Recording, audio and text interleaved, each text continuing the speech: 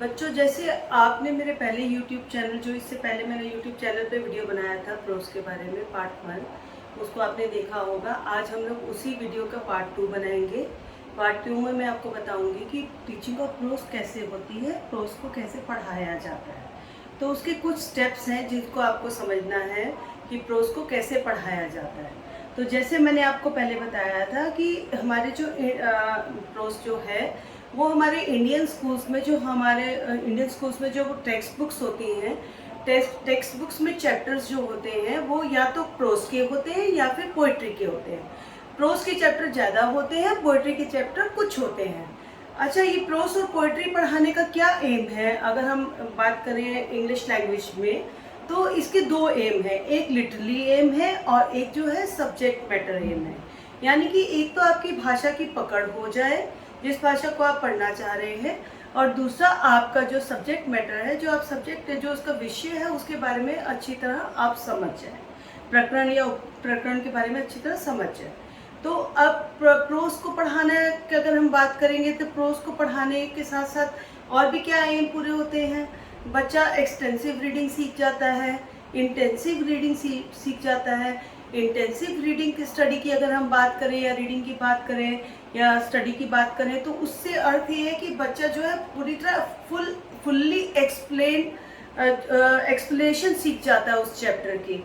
और अगर हम एक्सटेंसिव रीडिंग की बात करें, तो एक्सटेंसिव रीडिंग या स्टडी जो है, उससे ये पर्पस सॉल्व होता है, उसका ये एम होता है कि बच्चे को नॉलेज आ जाए, टू गेन द नॉलेज। तो इसीलिए जो हमारे इंडियन स्कूल्स है उसमें प्रोस और पोएट्री को बहुत महत्वपूर्ण स्थान दिया गया है। It got a important place. So with this I am going to start my that topic, that teaching of prose part 2. So as I have already told you, there are two aims: general aims and specific aims. General aims, if we talk about that general aims, I have already told you to enrich students in vocabulary, to make them understand the chapter, to increase the imagination power, to increase the creativity in a student. And like that, if we talk about the specific aim, so by in the specific aims, we usually keep the category, we divide the specific aims in the category descriptive, play, and story, biography, and we can say that play. By this we used to teach the child about the prose. Now the next steps in the prose comes, that is a preparation. The preparation is of teacher, right? The preparation part is of teacher. In this, first of all, what she has to do, she has to arrange the material aids, and she has to teach the students with material aids. In material aids, we usually keep that chart, model, natural objects, projector, etc. By this, why we use material aids? Because material aids makes the chapter interesting, and it increases the imagination power and child's creativity. Okay. And the child usually takes, when he learns with the help of material aids, we can say them TLM also. When he learns by TLM, they usually take interest in their studies. So it's a necessary part for a teacher to for teaching of prose. And then previous knowledge. Previous knowledge is also from teachers, and it is very necessary for a teacher to know the previous knowledge of the child.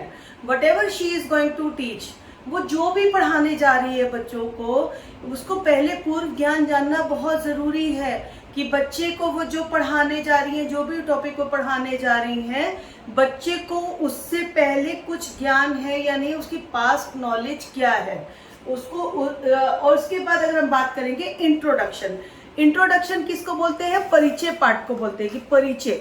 तो परिचय में teacher क्या करती है? परिचय में teacher को बच्चे को उस जो भी वो पढ़ाने जा रही है उसके बारे में टीचर को क्या करना है, बालक को क्या करना है, परिचय देना है कि आपको पता होना चाहिए कि आप क्या पढ़ने जा रहे हो। अब इसके क्या पर्पस होते हैं, इसके दो पर्पस होते हैं। पहला तो होता है कि बच्चे की जो पास्ट नॉलेज है, पास्ट नॉलेज को जो है brings child to the past knowledge to consciousness, यानी कि बच्चे को बच्चे का ध्यान उस तरफ लग जाए। उसके बाद अगला अगर हम बात करेंगे कि इंट्रोडक्शन का दूसरा क्या पर्पस होता है कि क्यों हम लोग बच्चे को जो है पढ़ाते हैं, तो उसमें क्या, to attract students towards the attention to the new subject, कि बच्चे का नए सब्जेक्ट की तरफ ध्यान चला जाए। जब टीचर परिचय देती है तो बच्चे में ये दोनों चीज़ों को बोध हो जाता है बालक को। उसका स्टेटमेंट ऑफ एम, अब स्टेटमेंट ऑफ एम में क्या होता है कि जो लर्नर होता है they should have a clear and objective before him, कि आखिर आज मुझे ये क्यों पढ़ाया जा रहा है, इसका क्या उद्देश्य है। इसीलिए टीचर क्या करती है, वो स्टेटमेंट ऑफ एम होता है, स्टेटमेंट ऑफ वो अपना डिक्लेयर करती है, the teacher should state the aim of teaching, कि आज हम ये टॉपिक को क्यों पढ़ने जा रहे हैं। अगले अगर हम पार्ट की बात करें तो दैट इज अ प्रेजेंटेशन। अब इस प्रेजेंटेशन में भी बहुत हद तक टीचर का रोल होता है, टीचर के साथ साथ स्टूडेंट का भी रोल होता है। जैसे मॉडल टीचिंग की बात करें तो टीचर मॉडल टीचिंग किसके द्वारा की जाती है, it should be done by the teacher. Teacher को मॉडल रीडिंग करनी चाहिए। इसका क्या पर्पस होता है, the purpose of this is to enable students to know the correct exact way of reading, कि बच्चे को पढ़ने के टाइम में कहीं कोई गलती ना हो। जब टीचर अपने से पढ़ के बच्चे को बताएगी, बीइंग अ मॉडल टीचर बच्चे को पढ़ाएगी, तो उस समय में क्या होगा, बच्चे की गलती होने की संभावना कम रहती है। उसके बाद अगर हम बात करेंगे प्रोनाउंसिएशन ड्रिल। अब प्रोनाउंसिएशन ड्रिल क्या होता है, ऊंचा ऊंचा उच्चारण अभ्यास, यानी कि टीचर यहाँ पर क्या करेंगी, बच्चे को जो चैप्टर वो पढ़ाने जा रही है प्रोस के अंतर्गत, उसमें जो भी कठिन शब्द होंगे, उन जो डिफ़िकल्ट जो लगता है उनको कि इसमें बच्चों को कठिनाई आ सकती है, चाहे स्पेलिंग के पार्ट से है चाहे बोलने के पार्ट से है, तो टीचर सबसे पहले उनका बोलने का अभ्यास कराएगी, उच्चारण अभ्यास। उसके बाद में आएगा अगला part, loud reading. Loud reading किसके द्वारा की जाएगी, लाउड रीडिंग स्टूडेंट के द्वारा की जाएगी। यहाँ पर टीचर 2 या 3 स्टूडेंट्स को बोलेंगी कि आप अब ऊंचा ऊंचा पढ़िए, और जब बच्चे उसको पढ़ेंगे तो पीछे पीछे जो बाकी बच्चे क्लास में हैं वो अपनी पुस्तक में आराम से उसको साइलेंटली फॉलो करेंगे।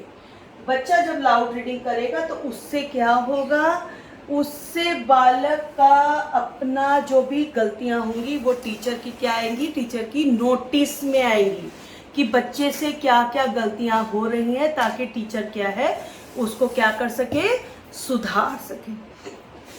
उसके बाद अगर हम नेक्स्ट की बात करें, एक्सपोजिशन एंड एक्सप्लेनेशन।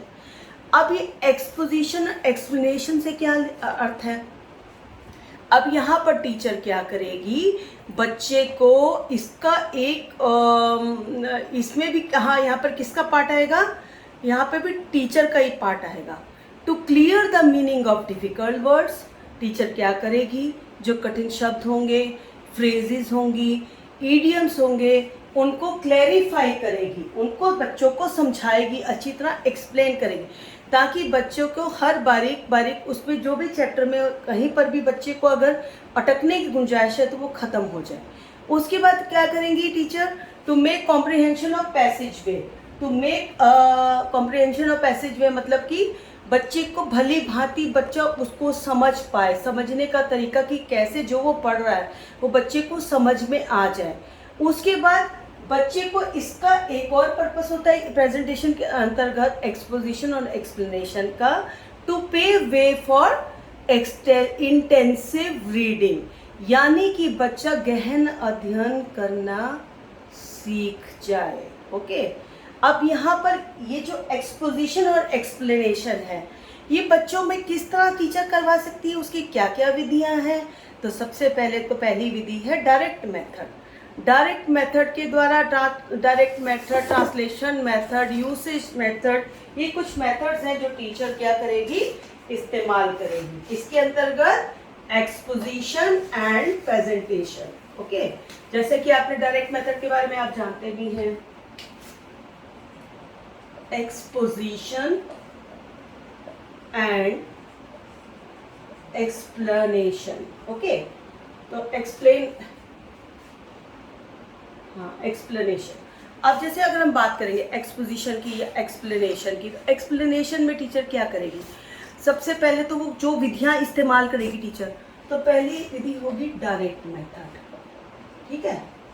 दूसरी क्या होगी, ये कुछ विधियां हैं जिनके द्वारा टीचर अच्छी तरह बालक को प्रोस पढ़ा सकती है। उसके बाद होगा ट्रांसलेशन मेथड। अगर उसके थर्ड मेथड की बात करें तो यूसेज मेथड, ठीक है। ये पहले हम इन 3 मेथड को पढ़ते हैं, मेथड और भी हैं पर हम 3 को पहले समझेंगे।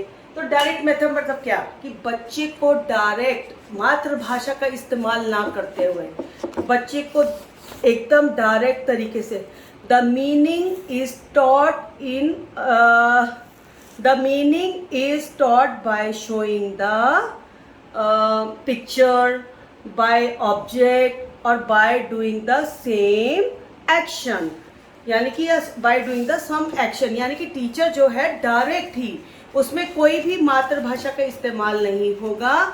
डायरेक्ट टीचर क्या करेगी, बच्चे को मीनिंग समझाएगी, बच्चे को कोई ऑब्जेक्ट दिखाएगी या फिर बच्चे को कोई चार्ट मॉडल दिखाएगी, उसके द्वारा बालक को क्या करेगी, पढ़ाएगी। ट्रांसलेशन मेथड में क्या होगा, जैसे कि ट्रांसलेशन मेथड में क्या है, बच्चे को अनुवाद के द्वारा अगर कोई ऐसा मीनिंग है जो बच्चे को डायरेक्ट मतलब कि इंग्लिश टू इंग्लिश नहीं समझ में आ रहा है, तो टीचर क्या करेगी, उसको अनुवाद करेगी। अनुवाद किस में करेगी, अपनी उस बालक की मातृभाषा में अनुवाद करेगी। तो इस तरह से क्या होगा कि teaching would be effective, teaching जो होगी वो प्रभावशाली होगी, क्योंकि बच्चे को जल्दी ज़्यादा अच्छा समझ में आएगा, है ना। उसके बाद अगर तीसरे मेथड की बात करें तो वो है यूसेज मेथड। इस मेथड में टीचर क्या करेगी, the meaning is if you talk about that, sentence में वर्ड्स को टीचर यूज करेगी, उसका इस्तेमाल करेगी और ऐसे सेंटेंस बोलेगी जिसके द्वारा क्या है, बच्चे को मीनिंग क्या हो जाए, बच्चे को मीनिंग क्लियर हो जाए, है ना। तो ये यूसेज मेथड बोलते हैं कि उसका अच्छी भली भांति यूज करना, इस्तेमाल करना। उसके बाद अगर हम अगले मेथड्स की बात करें तो वो है कंट्रास्ट वर्ड मेथड है, सिमिलर वर्ड मेथड है, उसके बाद में रेफरेंस मेथड है, फिर डिराइवेशन मेथड है। तो हम लोग इसके बारे में भी थोड़ा सा जान लेते हैं, किन किन मेथड्स के बारे में, similar word method, contrast method, ठीक है। Similar word method, similar word method, and fifth is contrast, fifth is contrast method. Okay, अब जब टीचर पढ़ा रही है तो बच्चे के लिए जो शब्द मुश्किल है, ठीक है, तो टीचर उसमें क्या करेगी, ऐसे वर्ड्स का इस्तेमाल करेगी जो कि उससे मिलते जुलते हों। The meaning of words, the teacher teach the students by using similar meaning words, and in contrast method if we talk about that, in contrast methods the same process goes on, यानी कि similar method में जैसे मिलते जुलते शब्दों से teacher पढ़ाएगी जिनका अर्थ समान हो, उसी तरह जो कंट्रास्ट मेथड होगा, कंट्रास्ट मेथड में भी टीचर क्या करेगी, जो कि कुछ ऐसे वर्ड्स को लिखेगी जो कि उससे ही कंट्रास्ट करते हो, यानी कि कहीं ना कहीं बच्चे को दूसरे उसी से मिलते जुलते शब्दों से ही समझाना। यानी कि सिमिलर वर्ड मेथड को अगर हम ले लें या फिर कंट्रास्ट मेथड को ले, तो कंट्रास्ट में जो उससे मतलब जैसे कि जो विपरीत, जिसको हम कह सकते हैं कि विपरीत शब्दों को लेना, कि जिससे कि बच्चे जैसे दिन रात है, डे नाइट है, ब्लैक वाइट है, तो बच्चे को कम से कम ये समझ में आएगा कि कुछ कंट्रास्ट है, दोनों में कुछ ना कुछ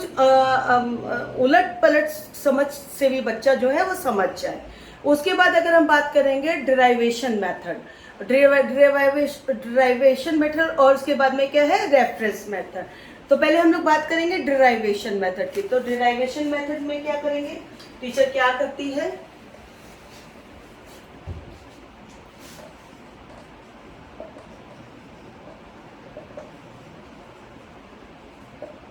डिराइवेशन मेथड, रेफरेंस मेथड, ये कुछ विधियां हैं जो टीचर इस्तेमाल करती है जब बच्चों को क्या कराती है, जब बच्चों को प्रोस पढ़ाती है। तो अगर हम डिराइवेशन मेथड की बात करेंगे तो इसमें टीचर क्या करती है, by telling how the words was formed और from where the words has been derived. यानी कि जैसे हम लोग कभी कभी क्या होता है, हम लोग एग्जाम्पल देते हैं ना कि ये जो वर्ड है, जैसे परसोना है, तो परसोना वर्ड हमारा कहाँ से लिया गया, पर्सोना से पर्सनालिटी बन गया। तो इस तरह से टीचर क्या करती है, उसको बताती है कि ये शब्दों की उत्पत्ति कहाँ से हुई। उससे भी क्या है कि बच्चों, और उसके बाद मीनिंग को क्लियर करने की टीचर कोशिश करती है, तो उसको बोलते हैं डिराइवेशन मेथड। उसका रेफरेंस मेथड में क्या है कि उसी तरह के मिलते जुलते कुछ रेफरेंस देना, जैसे कि वो कल्चरली अगर वो कुछ पढ़ा रही है या सोशली कुछ पढ़ा रही है, तो या उस तरह के जो टॉपिक्स होते हैं जो समाज से लिए हुए हैं या संस्कृति से लिए हुए हैं, तो टीचर क्या करती है उसमें कुछ रेफरेंस देती है कि देखिए हमारे समाज में ऐसा हुआ, प्राचीन काल में भी समाज में ऐसे ही होता था। तो ये सब मेथड के द्वारा टीचर यथासंभव कोशिश करती है। She tries to teach prose to the children. अब जैसे हमने बात करी थी, आपने अभी तक क्या पढ़ा, आपने जर्नल एम्स के बारे में पढ़ा, स्पेसिफिक एम्स के बारे में पढ़ा, उसके बाद आपने प्रिपरेशन को पढ़ा, फिर आपने प्रेजेंटेशन को पढ़ा। प्रेजेंटेशन के अंतर्गत आपने एक्सप्लेनेशन और एक्सपोजर के अंतर्गत कौन कौन सी मेथड से टीचर एक्सपोज कर सकती है, बच्चों के अंदर छुपी हुई प्रतिभा को उभार सकती है, बच्चों को कैसे समझा सकती है, आपने उसको समझा। अब इसके बाद अगला जो स्टेप आता है वो आता है साइलेंट रीडिंग। ठीक है, साइलेंट रीडिंग किसमें, टीचिंग ऑफ प्रोस में अगला स्टेप क्या आएगा, साइलेंट रीडिंग। अब साइलेंट रीडिंग में क्या होगा, टीचर जो है silent reading and then comprehension. Okay, अगला स्टेप क्या होगा, पांचवा स्टेप की अगर हम बात करें तो होगा साइलेंट रीडिंग, छठवां क्या होगा, कॉम्प्रीहेंशन। तो साइलेंट रीडिंग में टीचर क्या करेगी, what she will do, she will ask the child to read yourself. यानी कि आप जो रीडिंग है, the reading will be done by the students. अब इसके पीछे क्या एम है, to enable students to read silently, कि बच्चा मौन वाचन भी क्या करे, सीख जाए सबसे पहला। उसके बाद अगर हम बात करेंगे बच्चे को क्या करना है, to pave the way for extensive reading, यानी कि बच्चे को नॉलेज गेन हो। जब बच्चा खुद से भी पढ़े तो उससे भी उसको क्या हो, एक्सटेंसिव रीडिंग सीख से नॉलेज गेन कर जाए। उसके बाद और क्यों पढ़ाया जाता है, साइलेंट रीडिंग क्यों पढ़ाई जाती है, उससे और क्या लाभ होता है, to bring students back to the passage after the exposition and explanation। यानी कि टीचर ने खुद से सारा एक्सप्लेन कर दिया, पूरी तरह एक्सपोज कर दिया, उस छोटे छोटे वर्ड का अर्थ बच्चों को समझा दिया, एक एक बारीकी समझा दी। अब टीचर चाहती है कि बच्चे वो सब समझने के बाद दोबारा खुद से जब पढ़ेंगे तो उस पैसेज को, प्रोस के पैसेज को और क्या करेंगे, और अच्छे से समझ जाएंगे। ठीक है, और साइलेंट रीडिंग से क्या होगा, साइलेंट रीडिंग में उनको क्या प्रिकॉशन रखनी है, when they are doing the silent reading, what are the precautions that a student should keep in mind. First of all, the lips of people should not move, कि बच्चों के होंठ नहीं हिलने चाहिए। The whole class should be silent, जब silent reading हो रही है तो क्लास में पिन ड्रॉप साइलेंस होनी चाहिए। अगर आगे की बात करें, the teacher should supervise the whole class. जब साइलेंट रीडिंग हो रही है तो ये भी एक ध्यान में रखना है, the teacher should keep in mind that the supervision should be done by the teacher and pupils should be given judicious time for silent reading, यानी कि बच्चे को भरपूर समय देना चाहिए कि आप अच्छे से क्या करो, साइलेंट रीडिंग करो। ओके, तो ये, और उसके बाद द पोस्चर ऑफ स्टूडेंट्स, कि बच्चे कैसे बैठे हैं, बहुत अधिक किताब में झुक के तो नहीं पढ़ रहे हैं, या बच्चों का ध्यान इधर उधर तो नहीं भटक रहा है, उनके बैठने का तरीका जो एक पोस्चर है वो सही है या नहीं है, ये सब चीज़ों का भी क्या करना पड़ता है, ध्यान रखना पड़ता है जब बच्चे को साइलेंट रीडिंग के लिए प्रोत्साहित किया जा रहा है या साइलेंट रीडिंग के द्वारा प्रोस पढ़ाया जा रहा है। उसके बाद अगला अगर हम बात करेंगे तो अगला क्या है, कॉम्प्रीहेंशन। अब कॉम्प्रीहेंशन कैसे करवाएंगे, कॉम्प्रीहेंशन क्वेश्चंस। अब यहाँ पर बच्चे की समझ को जानने के लिए प्रश्नों का सहारा लिया जाता है कि किस तरह से बच्चे को सब कुछ समझ में आया कि नहीं आया। उसके लिए क्या है, यहाँ पर कॉम्प्रीहेंशन क्वेश्चंस की क्या पड़ती है, ज़रूरत पड़ती है। और ये कब होता है, आफ्टर साइलेंट रीडिंग की, जब टीचर ने भी समझा दिया, एक्सपोज कर दिया, एक्सप्लेन कर दिया, उसके बाद साइलेंट रीडिंग भी करा दी, तो उसके बाद अगला स्टेप क्या होता है, उसका अगला स्टेप टीचर के द्वारा क्या होता है कि क्वेश्चंस को पूछना। क्वेश्चन किस लिए पूछे जाते हैं, to know whether they have understood the chapter या पैसेज और नॉट। ठीक है, और इसमें अब कैसे करेंगे, by making meaning, by asking questions from the main portion, by asking the gist, यानी कि सार बताओ तुम्हें इससे क्या समझ में आया, तुमने इससे क्या सीखा, ये पूरे पैसेज में क्या बताना चाह रहा है जो राइटर है, राइटर के बारे में पूछा जाता है। By asking to describe the passage in their own words, कि आप लोग अपनी भाषा में अब इसको एक्सप्लेन करो कि आपने जो कुछ समझा, यानी कि बच्चे की समझ को जानना। कॉम्प्रीहेंशन मीन्स क्या, बच्चे की समझ को जानना। अब what is the purpose of comprehension, इसका क्या एक उद्देश्य है, क्यों ऐसा किया जाता है, टू ड्रॉ स्टूडेंट्स अटेंशन, कि बच्चे का जो ध्यान है वो मेन रेफरेंस की तरफ आ जाए, कि बच्चा इससे क्या, कि बच्चा जो है इधर उधर उसका ध्यान भटके नहीं। फिर उसके बाद में to make them contrast ideas, यानी कि उनको पूरा जो है जो भी मतलब वो समझ जाए, तालमेल सीख जाए। उसके बाद में क्या है, to improve their expression in spoken language, यानी कि वो अपने आप को एक्सप्रेस कर सके, इससे क्या होगा, उनके एक्सप्रेशन को इम्प्रूव होगा। To know that whether they understood the passage और नॉट, कि वो पैसेज को समझे भी हैं कि नहीं समझे हैं।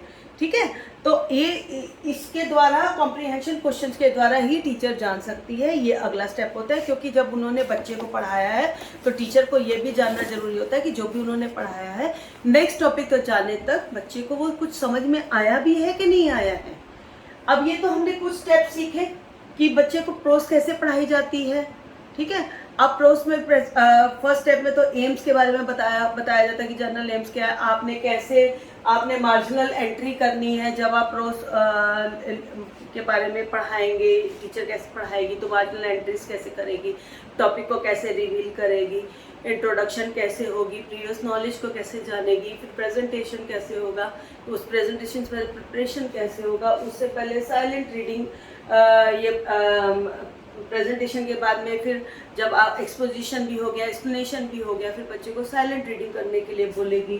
साइलेंट रीडिंग के बाद उनसे कॉम्प्रीहेंशन क्वेश्चंस पूछे जाएंगे ताकि बच्चे को ये समझ में आया कि नहीं आया इसके बारे में जानना। अब इसके बाद अगर हम 7वें स्टेप की बात करें तो वो 7वां स्टेप क्या होगा, रिकैपिटुलेशन। रिकैपिटुलेशन मीन्स क्या, पुनरावृत्ति। Okay, recapitulation.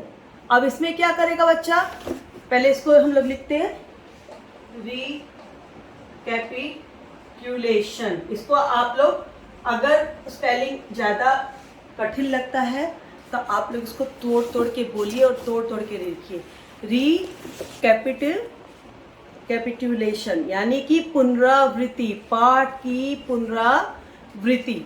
पाठ की पुनरावृत्ति में टीचर क्या करेगी, फिर से teacher she will try to revise whatever she has taught, she will try to revise it, कि यानी कि बच्चों को पूरी तरह से याद हो जाए। टू नो कि what ever she has taught the students have learned it और नॉट। ओके कि पुनरावृत्ति में बच्चे को टीचर ये जानने की कोशिश करती है कि बच्चे को जो भी उसने समझाया था पढ़ाया था उसको दोबारा से एक बार रिवाइज करना, और ये जानना कि whether they are able to transfer their knowledge और नॉट, कि अपनी नॉलेज को ट्रांसफ़र कर पा रहे कि नहीं पा रहे, जो गोल टीचर लेके आई थी कि आज मुझे बालक को ये पढ़ाना है, वो टारगेट अचीव हुआ या नहीं हुआ। तो ये किसके द्वारा होता है, ये पुनरावृत्ति के द्वारा होता है, रिकैप्युलेशन के द्वारा होता है। ठीक है, अब इसमें टीचर क्या कर सकती है, उसमें जो क्वेश्चंस के द्वारा जैसे टीचर पूछेगी, क्वेश्चंस में क्या पूछेगी, मतलब बच्चे को समझाएगी या फिर उसको दोबारा से बच्चे को बोलेगी कि आप इसको दोबारा से रिवाइज कराएगी। उसके बाद हम लोग बात करते हैं, ये रिकैप्युलेशन में तो पुनरावृत्ति हो गई, यानी कि पाठ का दोबारा से रिवीजन हो गया। उसके बाद क्या होगा, इवैल्यूएशन। नेक्स्ट स्टेप क्या होगा, इवैल्यूएशन, बच्चे को इवैल्यूएट करना, इवैल्यूएशन। अब इवैल्यूएशन में क्या करेगी टीचर, बच्चे का मूल्यांकन करेगी, यानी कि बच्चे का एक छोटा सा, एक तरह से बोल सकते हैं कि ओरली एक टेस्ट लेगी। टेस्ट में टीचर क्या करेगी कि बच्चे को समझ में आया कि नहीं आया, तो उसमें टीचर क्या कर सकती है, द टीचर विल डिमांड या teacher should demand logical thinking from the peoples, कि आप लॉजिकली अब मुझे इसका उत्तर दो। क्या उत्तर दो, कि अब इसमें टीचर क्या करेगी, फिल इन द ब्लैंक्स पूछ सकती है, ट्रांसलेट द फॉलोइंग पूछ सकती है, translate the following into your mother tongue, कि आप इसको अपनी मातृभाषा में इसका अनुवाद करके दिखाइए, या फिर एक्सप्लेन द पैसेज, या फिल इन द ब्लैंक्स, या फिर मैचिंग, या फिर राइट द डिफ़िकल्ट वर्ड्स, या फिर tell me the spelling of difficult words. तो इस तरह से टीचर कुछ उनको बच्चों को क्या इवैल्यूएट करेगी कि वाकई में जो टीचर ने इतनी मेहनत करी बच्चों को प्रोस पढ़ाने में, उनको कुछ समझ में आया कि नहीं आया। उसके बाद टीचर क्या करेगी, नेक्स्ट जो स्टेप होगा ये आपका इवैल्यूएशन के बाद में होगा ब्लैक बोर्ड वर्क। ये तो सब ओरली चल रहा था अभी, अब ब्लैक बोर्ड वर्क टीचर कराएगी। ब्लैक बोर्ड वर्क जो रहेगा हमारा वो 9 स्टेप रहेगा। 9 स्टेप में टीचर क्या करेगी, ब्लैक बोर्ड वर्क कराएगी। अब ब्लैक बोर्ड वर्क में भी टीचर क्या कर सकती है, ब्लैक बोर्ड वर्क के अंतर्गत टीचर क्या करेगी, अब इसमें भी टीचर बच्चे को ब्लैक बोर्ड पे मैचिंग करने के लिए दे सकती है, फिल इन द ब्लैंक्स भरिए इसको दे सकती है, कुछ क्वेश्चंस लिख सकती है, उसके बाद बोल सकती है इनका तुम आंसर लिखो, है ना। कुछ डिफ़िकल्ट वर्ड्स दे सकती हैं, उनको बोलेंगे कि अब इनका आप डिफ़िकल्ट वर्ड्स को जो है इनके ये स्पेलिंग सही है कि नहीं, identify whether it is correct और नॉट। तो ब्लैक बोर्ड के द्वारा भी हर संभव तरीके से उस पार्ट को, उस प्रोस की जो चैप्टर है उसको टीचर बच्चे को समझाने की क्या करेगी, कोशिश करेगी। मैचिंग दे देगी कि आप इसको मैच करके दिखाइए। जैसे ब्लैक बोर्ड वर्क में मान लो कि टीचर ने समझाया, बच्चे को फ्लावर के बारे में पढ़ाया, तो टीचर यहाँ पे लिख देगी फ्लावर, ओके। उसके बाद में टीचर यहाँ पे लिख देगी बनाना। अब यहाँ पे टीचर ने एक बनाना बना दिया, ओके। अब बनाना बनाने के बाद यहाँ पे एक फ्लावर बना दिया। अब टीचर क्या करेगी, बोलेगी अब इसको मैचिंग कर दो। अगर बच्चा ठीक से मैचिंग कर देता है दैट मीन्स कि बच्चे को समझ में आ गया। या काऊ के बारे में पढ़ाया है तो काऊ गिव्स अस डैश क्या देती है। अगर टीचर ने बच्चे को पढ़ाया है काऊ के बारे में तो बच्चे को पता होगा कि काऊ जो है मिल्क देती है, तो बच्चा यहाँ पे भर देगा मिल्क। तो दैट मीन्स कि ब्लैक बोर्ड वर्क सक्सेसफुल हो गया, बच्चे को समझ में आ गया कि क्या पढ़ाना था। ये तो हुआ 9th स्टेप आपका ब्लैक बोर्ड वर्क का, किसके में, टीचिंग ऑफ प्रोस में। अब लास्ट जो स्टेप आता है वो आता है असाइनमेंट।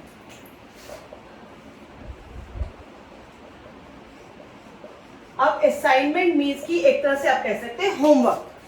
टीचर क्या करती है, बच्चों को होमवर्क देती है कि अब आप घर से 10 लाइनें जो मैंने आपको चैप्टर पढ़ाया उसके बारे में लिख के लाना, या फिर टीचर क्या बोलती है फिल इन द ब्लैंक्स करके लाना, या वर्ड मीनिंग करके लाना, या जो डिफ़िकल्ट स्पेलिंग्स है उनको लिख के लाना, फिल इन द गैप को भर देना, राइट द जिस्ट इसका आप सार को लिखना। तो इस तरह से ये कुछ होमवर्क दिया जाता है। या identify find out the phrases and right, but find out the phrases in from this chapter and right.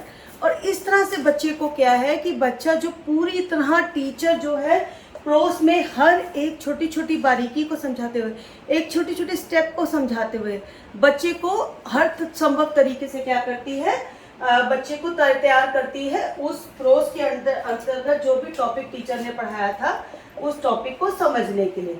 तो आज हमने पार्ट 2 में टीचिंग ऑफ प्रोस में पार्ट 2 में ये सीखा कि टीचिंग ऑफ प्रोस कैसे होती है, प्रोस कैसे पढ़ाया जाता है। और जैसे कि मैंने बताया था, pros is the best words at best place. यानी कि जब हम प्रोस क्या होता है, जब हम अच्छे शब्दों को जो उस प्रकरण के लिए उप प्रकरण के लिए सही सटीक शब्द होते हैं उन शब्दों को सही स्थान पर रखते हैं, तो ये क्या होता है किसी भी सेंटेंस में, तो वो क्या कहलाता है, वो प्रोस कहलाता है। तो बच्चों आज हमने प्रोस के बारे में पढ़ा और यहीं पर आपका प्रोस का जो टॉपिक है वो खत्म हो जाता है। आप लोगों को इससे संबंधित क्वेश्चंस जेटेट में आते हैं, मैं जब मॉक टेस्ट लूँगी या फिर जब मैं आपको कुछ मैं इससे संबंधित क्वेश्चंस के बारे में आपको मैं एक्सरसाइज करवाऊंगी, आपको समझाऊंगी। फिलहाल के लिए आपको थ्योरेटिकल नॉलेज आपके पास है, आप उसको रिवाइज करते रहिए और अगले आने वाले वीडियोस में हम लोग पोइट्री के बारे में पढ़ेंगे। तब तक के लिए keep watching my channel, subscribe it, like it and share it. If you want to be successful in JTET upcoming exam, please cooperate with me and keep on watching videos. Thank you so much.